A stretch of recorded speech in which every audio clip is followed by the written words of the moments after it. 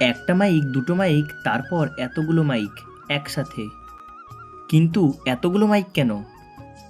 আসল ব্যাপারটা দেখতেই আমি একটু সামনে গেলাম। সো হ্যালো বন্ধুরা, আমি সুদীপ। আজকে হঠাৎ বাড়ি থেকে বেরিয়েই এমন একটা দৃশ্যের সামনে পড়লাম, যেটা আপনাদেরকেও দেখাতে হবে।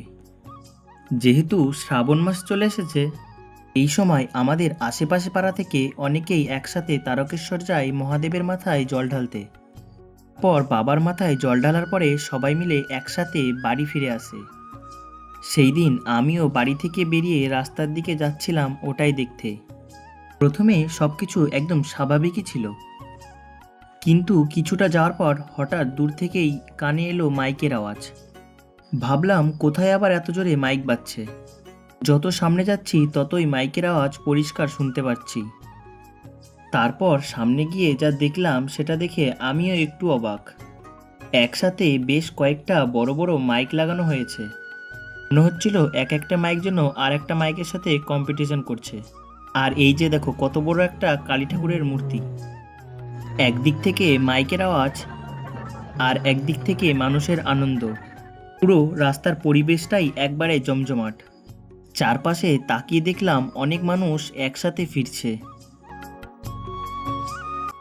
কারো মুখ আনন্দ, কারো হাতে পুজোর জিনিস। সব মিলিয়ে একটা সুন্দর উৎসবের পরিবেশ তৈরি হয়েছে। আমি কিন্তু আসলে এমনই একটু দেখতে বেরিয়েছিলাম।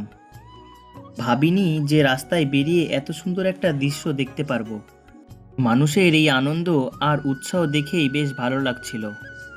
তাই ভাবলাম তোমাদেরও এই মুহূর্তগুলো একটু দেখিয়ে দিই। তারপর ওইখানে মাইকের পাশাপাশি আমার চোখ পড়লো বড় বড় ঠাকুরের ওপর। দূর থেকে ওইখানকার মূর্তিগুলো বেশ সুন্দরই লাগছিল। শ্রাবণ মাসের এই পরিবেশটা আসলে অন্যরকম।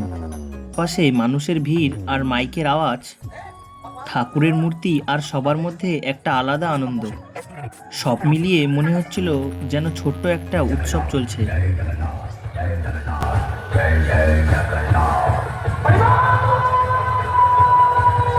সত্যি বলতে প্রতিদিনের ব্যস্ত জীবন এরকম কিছু মুহূর্ত হঠাৎ সামনে এলে বেশ ভালোই লাগে। কোথাও যাওয়ার প্ল্যান ছিল না, কিন্তু হঠাৎ বেরিয়ে এমন একটা সুন্দর পরিবেশ সাক্ষী হয়ে গেলাম। মাইক দেখা হয়ে গেল, মাইক কম্পিটিশন দেখা হয়ে গেল, ঠাকুরও দেখা হয়ে গেল। এবার আর বেশি দেরি না করে সোজা বাড়ির দিকে চলে এলাম। ভিডিওটা যদি ভালো লেগে থাকে তাহলে পাশে থেকো। আমি সুদীপ, আবার দেখা হবে নতুন কোনো ব্লগে। ততক্ষণ পর্যন্ত ভালো থেকো। হর হর মহাদেব।